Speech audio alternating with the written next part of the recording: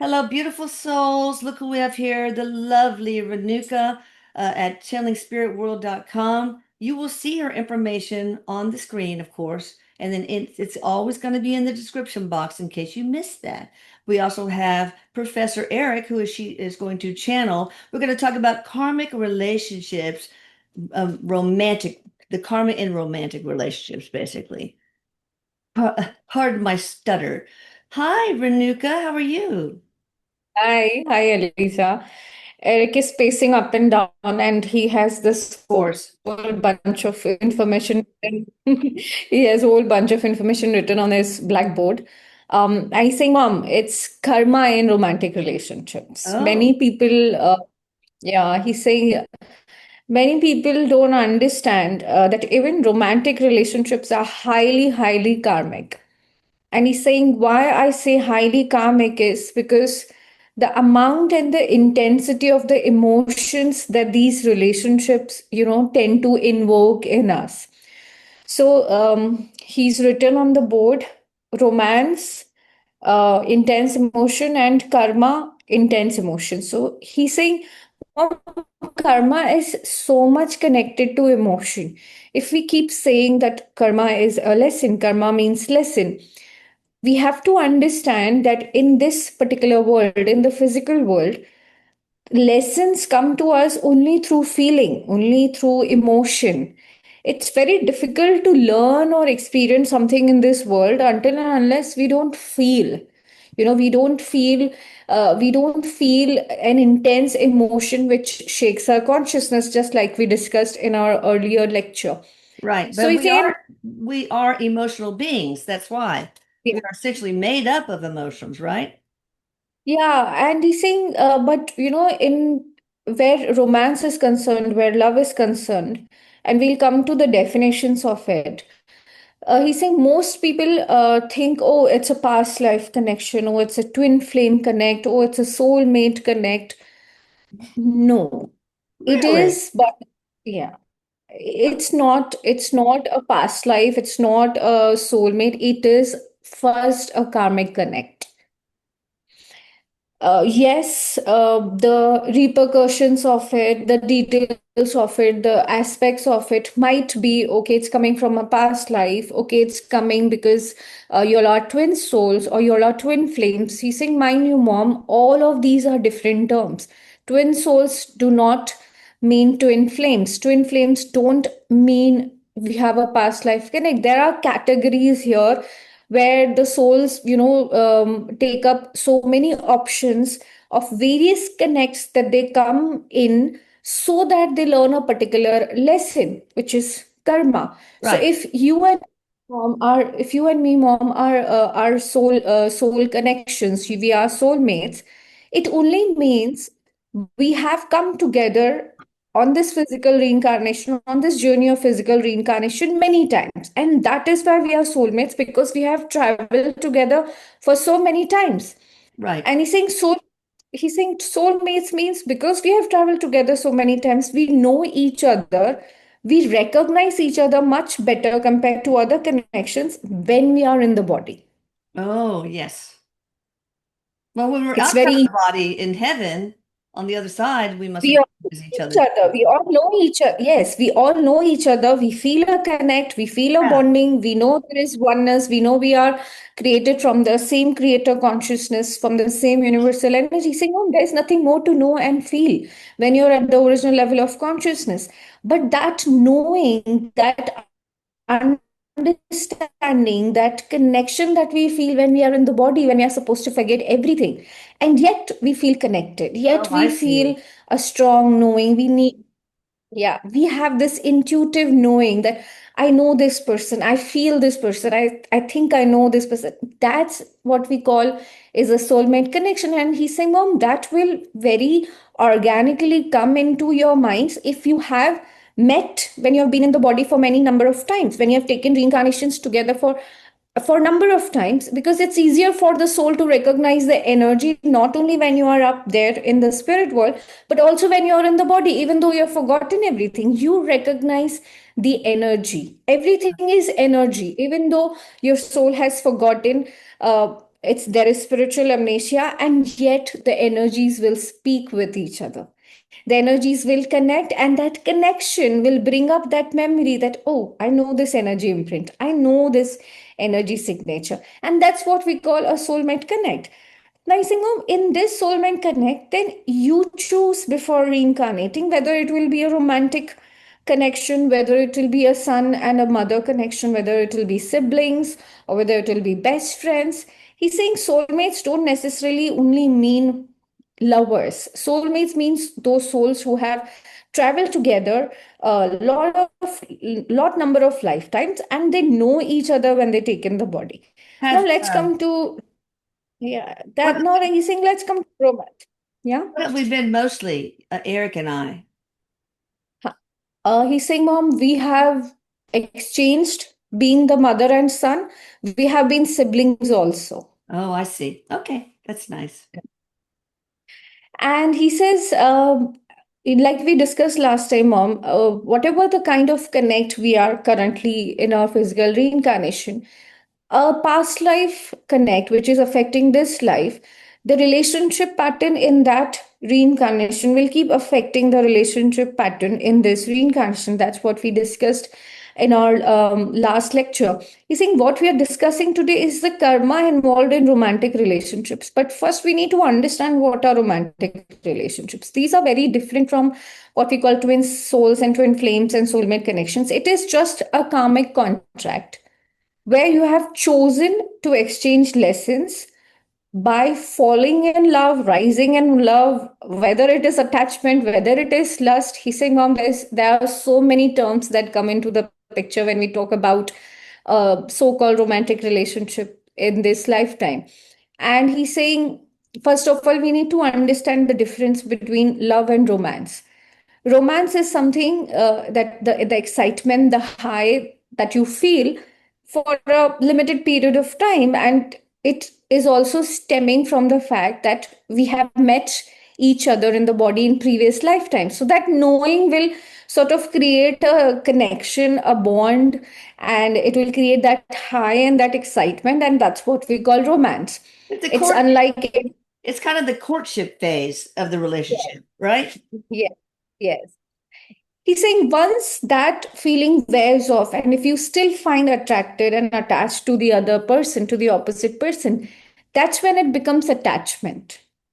He's saying, Mom, there's a lot of difference between attachment and love. Why I say attachment is he's writing in bold letters. Attachment is equal to conditions. Love equal to unconditional. That's how he's written in two columns. He's saying whenever there is attachment, after romance, there is a stage where you are attached to another person. There are emotions attached, and that's what we call attachment. There'll always be conditions attached in your relationship, and the other person will have the power to hurt you, to make you happy, to make you cry, to give you pain, to give you joy. And it is all happening because your emotions are attached to that person. Now the connection is more of romantic nature. It can be also between a mother and a son, between siblings, and between best friends. The underlying emotion is important, and where these romantic relationships are concerned, these underlying emotions become more intense, and they invoke intense emotions. They trigger intense pain patterns which are stored in our consciousness, thereby making it easier for us to learn the lessons. He's saying, Mom, if you look back, you would learn more in romantic relationships compared to any other I relationship, bet. Yeah. mostly. Yeah. Yeah, because that particular period where you're going through those intense emotions, that high, that is making you experience so much within your consciousness. The intensity is so huge that you end up experiencing or learning something which stays with your soul. Yes. You see, any lesson and experience which stays with your soul helps you release that karma, helps you release that pending lesson from your soul. Or it is just experiencing and just moving on, then it doesn't really touches your consciousness, and then it doesn't make so much sense. It was just about experiencing something in the body, and we are here for more than that. So he's Interesting. saying attachment in romantic relationships is often termed as love. He's saying this is what I want to correct when Oh. people say, "Oh, I'm in so much love." If you are in love, if it's pure love, it has to be unconditional. And if it is unconditional, it will never ever give you pain. Oh, It cannot be karmic. that makes Then sense. That makes sense. And that's he very said, rare. It must be very rare to have unconditional love because, of course, your partner's going to piss you off from time to time. But, because you it is know, karmic. He said, yeah, Mom, it's a right. circle. It's a circle. Because it is karmic, that person is meant to trigger your emotions, is So it's meant to trigger conditional. pain so Karmic that you is, learn. yeah, karmic is conditional then. Yes. So Wow. he's saying these kind of connections where we say, okay, this is love are very, very rare and they don't have karma. And these partners they come together to support each other when they are going through karma in other relationships. Oh, But it is very rare because you go through that relationship for your entire life and you're not choosing to learn anything out of it, but that relationship is there only to give you strength, only to support you, to make you feel that unconditional love so that you feel strong enough to go through karma in other other areas. relationships. Right. He's saying, yeah. Now that makes sense. Like He's if saying a major you part. have a crappy boss that just trying to kill your self-esteem, you've got that partner with unconditional love to support you. Yeah. Give us as many Yes. examples as you can, Eric, because this is really important, I think. Yes. And he's saying, Mom, but Mom, but he's saying, he's getting excited. He's saying, but Mom, don't you see how rare these connections are? Even Yeah. marriages, romantic relationships, the so-called modern relationships, we don't have that simply because at this point of time, all the souls coming in into this world have so much karma that they need each and every relationship and all the time in this world to only learn. That is where those actual, so you see, Mom, it's very important to understand the definitions. Love can never hurt you, love will always heal you, love will never give you pain. And that Wow. is why love can only make you experience love and not learn, oh, like Fight, love, love, heal. That's perfect for this. I almost never wear this shirt. God. Okay. So he's saying, Mom, that is why pure love will always be unconditional and there will be no karma. It will not be karmic. If it's karmic, it is not love. It will be conditional, it will give you pain. And that is why my point of explaining this is not to take modern relationships and love so seriously that it gives you so much more pain than you are meant to experience. Oh, You think because in today's world, there is so much loneliness. The dating game has gone for a toss.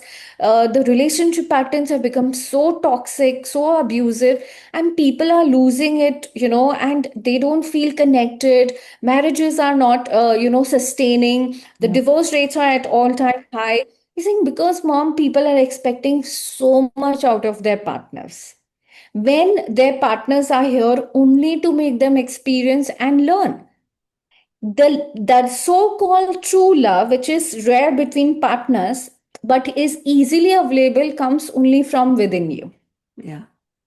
That is self-love. And all of these karmic connects, which we term as love, they actually come to teach us the most important lesson, the most important karma in these relationships, which is self-love. Right. So he's Important. so he's written karma in relationships, and he's written an entire list. And the first lesson he's written is self-love. It will always, the major karma in romantic, so-called romantic or love relationships will always be self-love because they will hurt you, they'll make you feel lonely, and they will force you to look within and create that love for yourself, which you Yeah. have been seeking outside of yourself. Yeah, because a So lot he's of saying first people is self a lot of our important love. relationships, they make you feel less than, and make you question yourself and your self-confidence goes down, your self-esteem goes down. So that's a perfect lesson to opportunity to look inside, like you're saying, Eric, and feel like, wow, I need to find a way to love myself. And here's why I love myself. Number one, number two, number three. And in the same breath, he's writing self-worth. The second lesson is self-worth.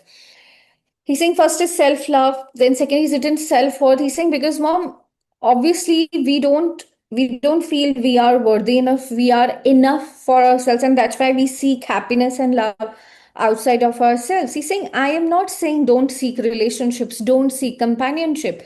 I am saying be complete within yourself. Learn to give what you seek first from within yourself, then go out and share that with the other person. And that's how you make it a very strong bond where it's not karmic and it supports you with other karmic relationships.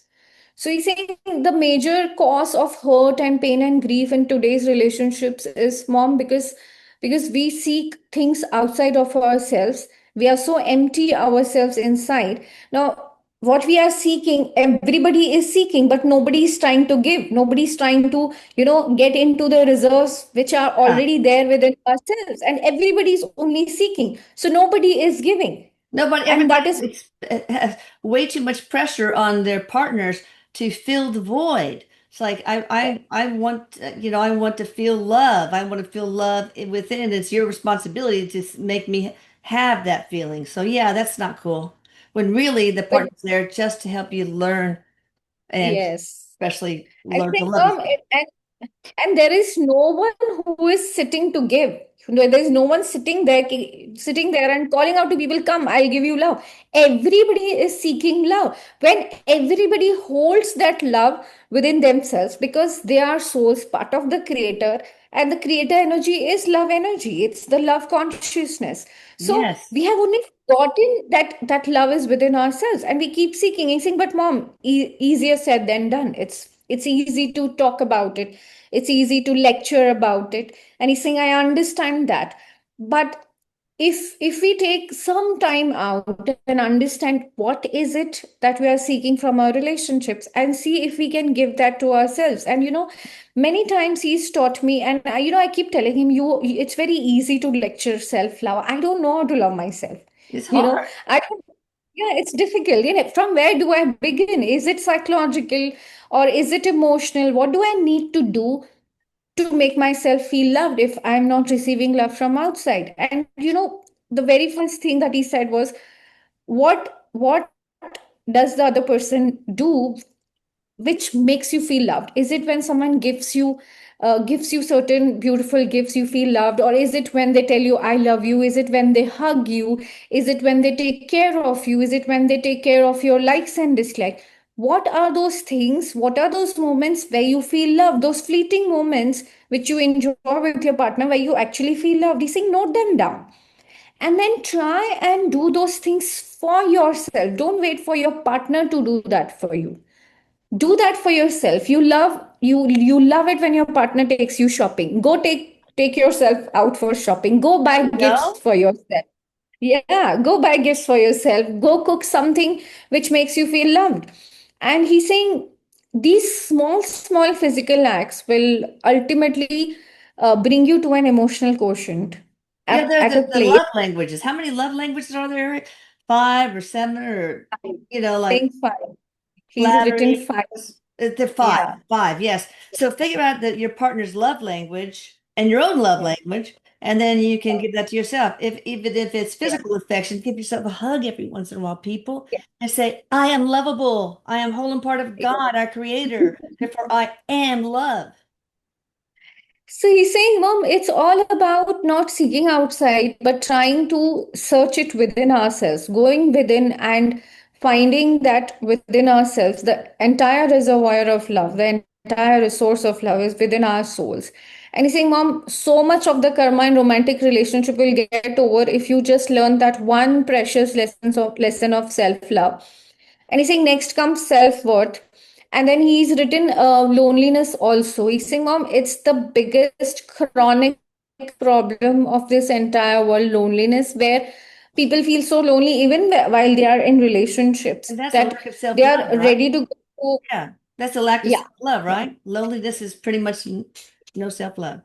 He's saying, yeah, because you don't love yourself, you don't enjoy your own company, and That's that is right. why you seek company outside of yourself, and you're ready to go through toxic relationships, abusive relationships, just because you of your need to be in a relationship, and yet everyone in relationship is lonely.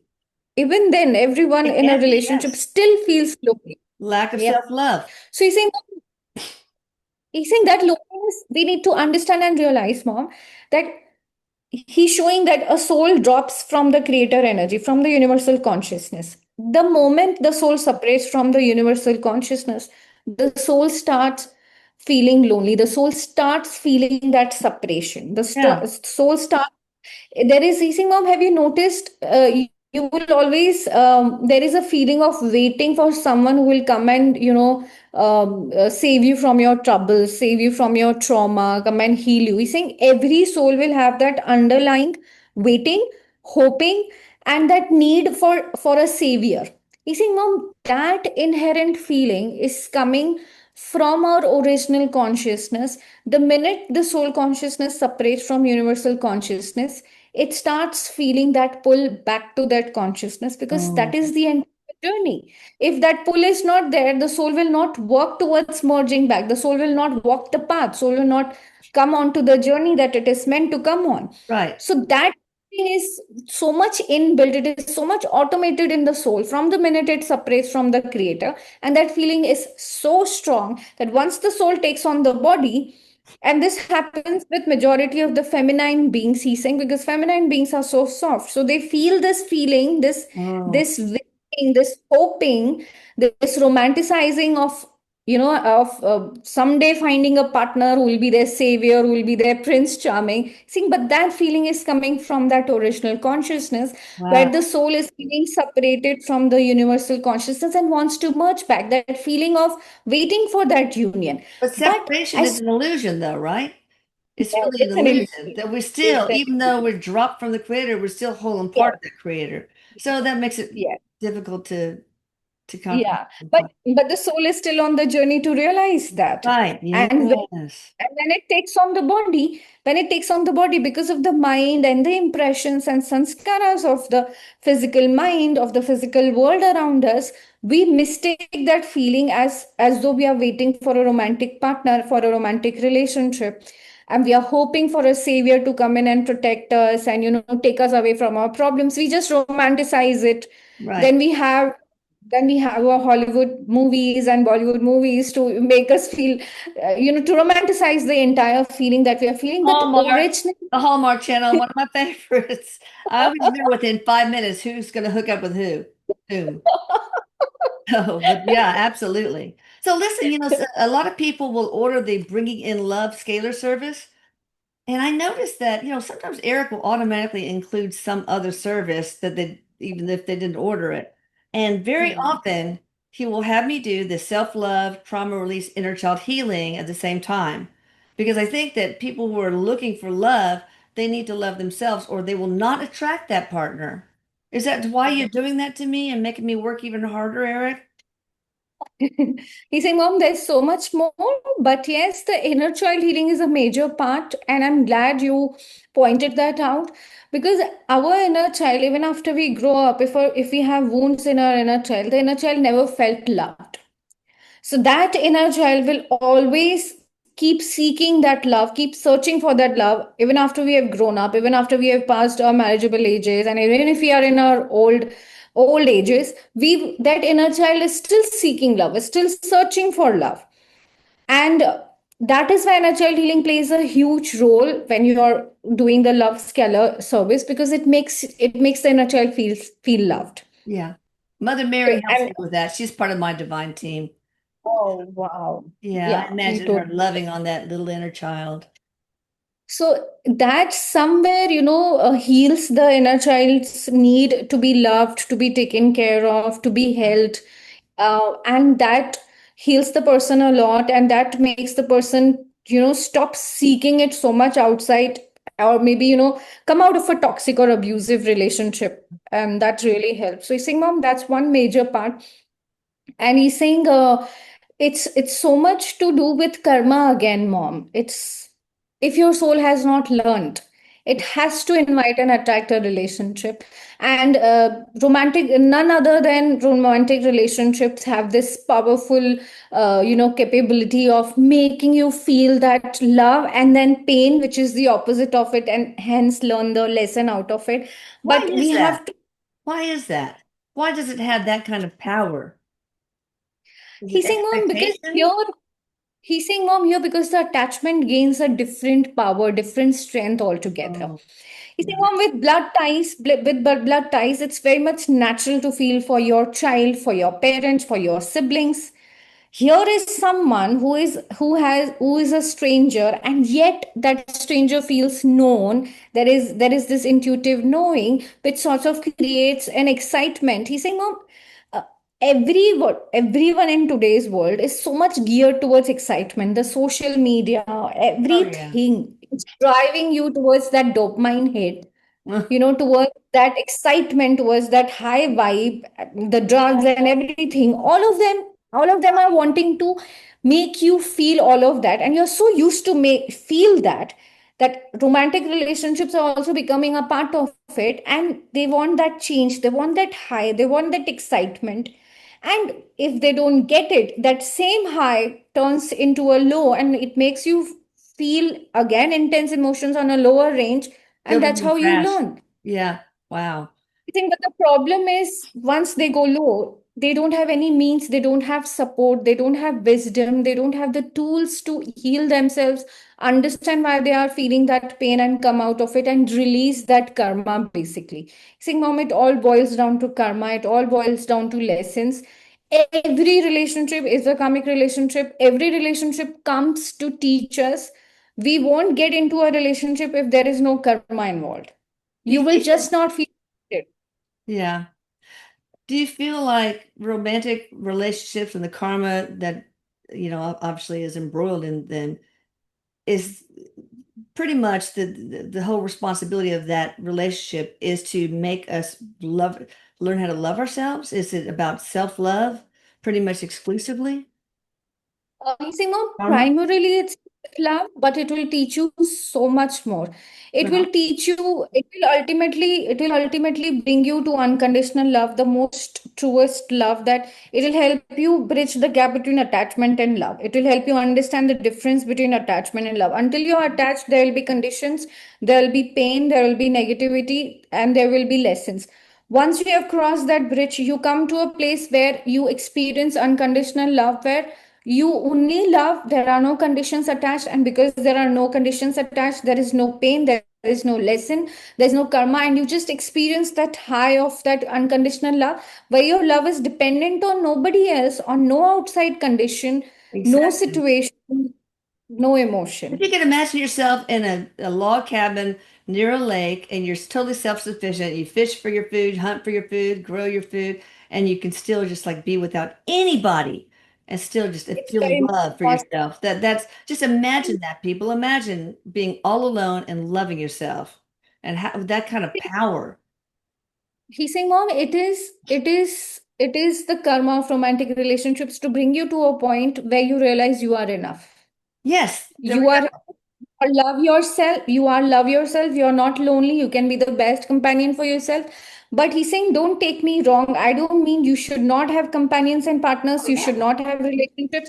But you have to come to that place within yourself and then go out and have relationships from that unfiltered, unconditional, peaceful place which you have finally reached within yourself. Who knows, your partner may be the one that you need to help Yeah. learn those lessons of self-love. You He's feel saying like if, you're more than enough, but your partner may not. he's saying, Mom, it's a healthy exchange. They will teach you something and you will learn something Yeah. from them. And he's saying one last important point that I want to add to this topic is you will only feel attracted, you will only feel the so-called love or romance or attachment towards a soul you have karma with. And that is why you will have so many around you, but there will be only a chosen handful few for no reason. Like you said, they keep saying love is blind. He's saying, Mom, love is not blind, love is karmic. Yes, but Love is karmic. karmic. If there is karma, you will feel attracted, and your friends, your family will be like, what did you see in that person? I mean, how can you for that person, and yet you will feel that love because there is a karmic bond over there. That reminds me of my whole situation with my husband. He was just so poor, clip-on ties, high water pants. He, he was making like $200 to $400 a And month. And yet, and and have my parents were like, "What are you doing? Huh? You're crazy. Sign a prenup, sign a prenup." And now he makes more than I do. But oh wow. yeah, so he's come a long way. So what is the karmic relationship here in between Rooney and me? And yeah. He's saying, Mom, for you, it was to come back to yourself, to love yourself. For you, it was so much in getting in touch with yourself. You were not at all in touch with yourself. You were not at all in touch with your emotions, and you were seeking everything outside. He sort of, through not so good experiences, also through pain, also made you look within yourself and search that validation and search that love for your own self. So for Okay. you, the karma was that. But he's saying, Mom, have you noticed, in these karmic relationships, this is something very interesting and important. He's saying, as soon as the karma is done, as soon as the lesson is learned and the karma is released, you will not feel attracted to that person. And then you will say, oh, I fell out of Good, love with yeah. that person. Sometimes the lesson is That done, but not in the case of my husband. But to yeah. me, our relationship and many relationships were like you got a beautiful new pair of Manolo shoes and they hurt like hell. You get blisters, but then eventually you break them in, you break your husband in, you break those shoes in, and they're the most comfortable shoes ever. You just feel comfort, a level of Um, amazing comfort with the person. Facing on these are karmic relationships where the souls plan between each other that once we have released the karma, we'll still stay together because we'll be good partners and companions and help each other to release karma and deal with karma in other relationships. Yeah, But there are many relationships that they say, okay, fine, the karma is done, it's released, let's divorce, let's separate, and then you go on your separate paths to get into other right. major karmic relationship to release that karma. So it all depends on what you have chosen in your karmic But you contract. still can go through all the karma, but still stay together and have this different Yes. level of comfort. The broken in Manolos. The Manolos are screaming, "Love yourself, love yourself, love yourself, bitch!" But yeah, so Yeah. my drive to love myself came from my child abuse. It's like I'm not enough, I'm not enough, I'm not enough. And then I have a partner who's the stable one who's like, it's okay, you got this. So yeah, I understand that. And a lot of people out there have been abused, either physically, emotionally, sexually, all the above.